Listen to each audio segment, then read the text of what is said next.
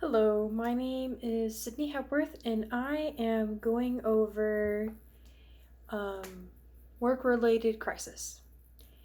And so, in work-related crisis, there are three major categories of work-related crisis. There is work-related incidents, there is personal-related incidences, and personal work-related incidences. The work-related incidences are stressors that happen at work. That those are um, your job is being threatened. You are being threatened to be laid off. Your There's tension with your supervisor or your coworkers. It's a toxic work environment. There's sexual harassment or other emotional abuse going on, and there are major transitions in the work environment or changes. The personal related incidences are something in the home life that rolls over to the work life that causes your work life to suffer. That could be a major life transition or change, like you move out, you get married, you get divorced, a life stressor that can be an illness, a domestic or an intimate partner abuse, and other life stressors like that. And then the combined work, personal, and work related stressor. That is where the work related stress moves over to your personal life, where the stressor that's at work stresses you out, and so you bring it home. You're aggressive, or you're stressed, and so you're anxious or you're depressed at home.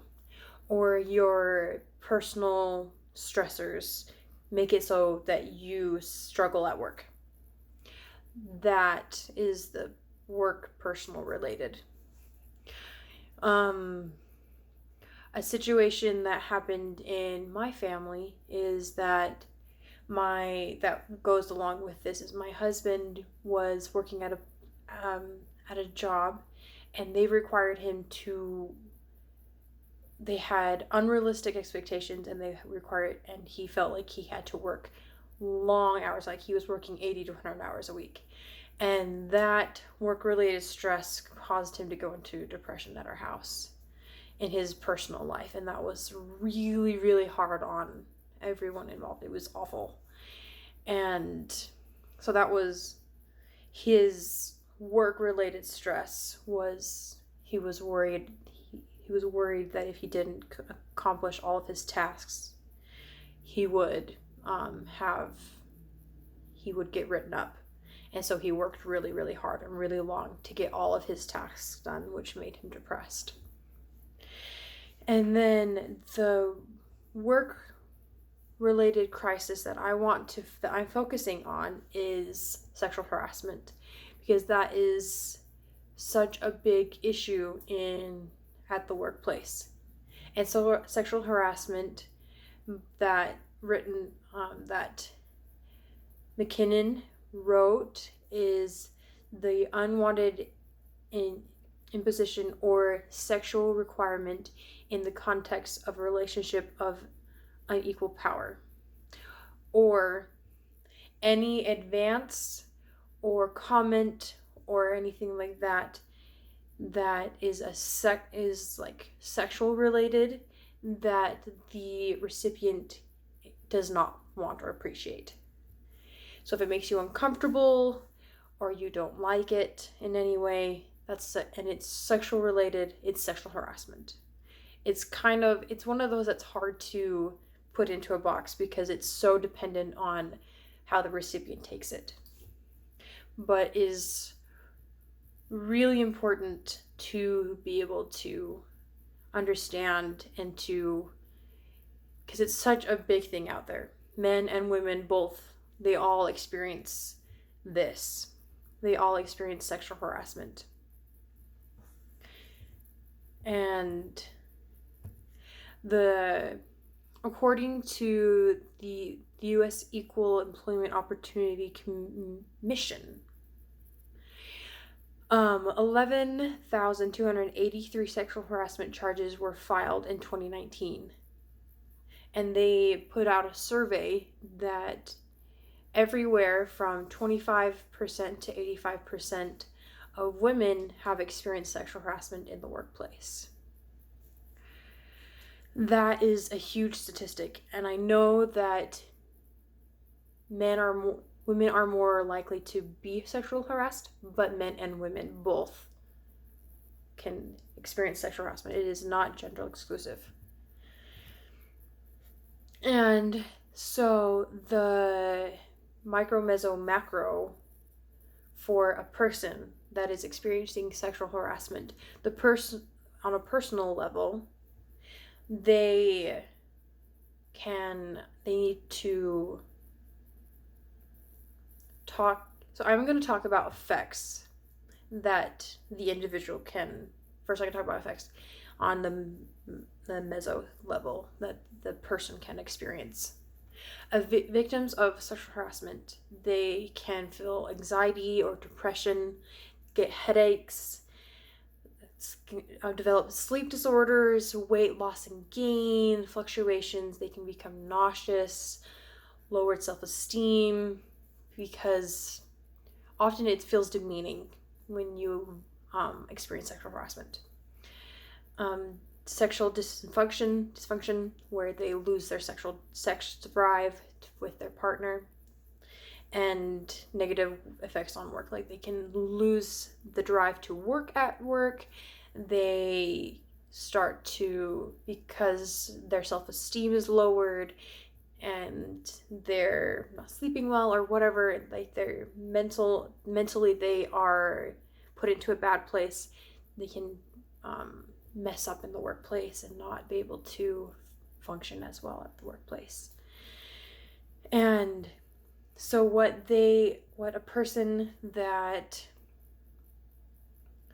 how they should go about working out sexual harassment is talking to someone that is higher up in the company, reporting the person who has been sexually harassing them, and then going and getting counseling. Because sexual harassment can really be draining on a person emotionally, physically, and mentally. So they really need to go and they need to take care of that. And meso, so within the family and their close friends, it can really have a dramatic effect on the person, because if they're experiencing anxiety or depression or not sleeping, and they can be aggressive, all kinds of problems, and that can be taken out on their friends and family. That can be, and if their job comes at risk, then that also affects the family. And if they lose their sexual drive, that affects their partner. At a macro level, generally that isn't really affected at a macro level, because it's more of just between the person and the harasser, the victim and the person that's harassing. But if the person the victim has to go all the way up to the top of the company, that could be a macro, where they have to get more people involved. That would be macro. Or if it becomes big news, because I know that a lot of women's rights things are going around right now, and that's so a lot of things involving women being mistreated is often in the news world nationwide. So that would be macro. And what the person at what a social worker can do,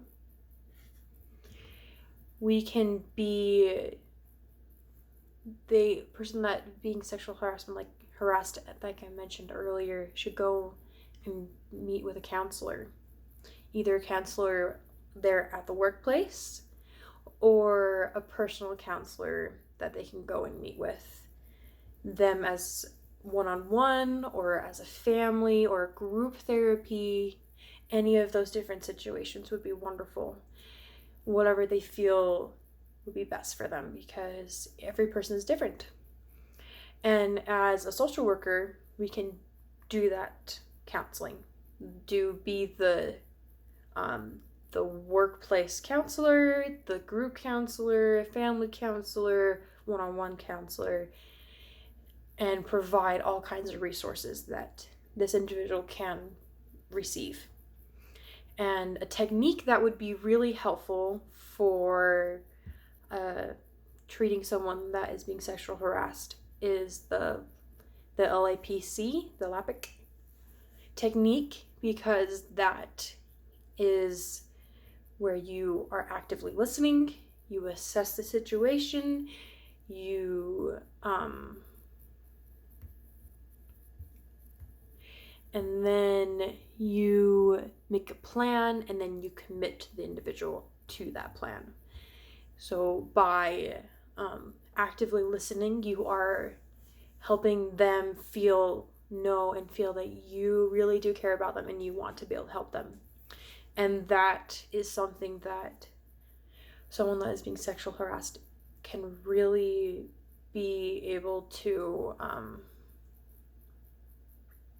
can really help them, because oftentimes, especially in a workplace, especially for like a woman, especially because the workplace for a woman is often harder for them to reach out and express themselves, because a woman is often perceived as being aggressive and too assertive if they put themselves out there. So being able to have a counselor that is there and empathizing and listening to the person can be very helpful for that individual to validate what they're feeling and let them know that they're okay and that things are going to be okay for them.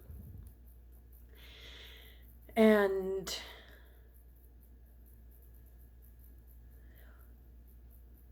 sorry, I'm just checking.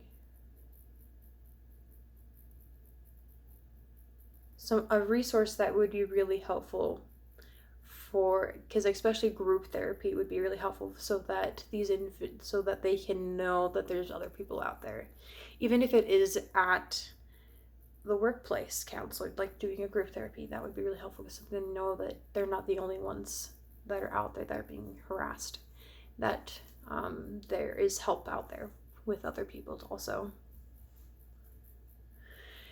And so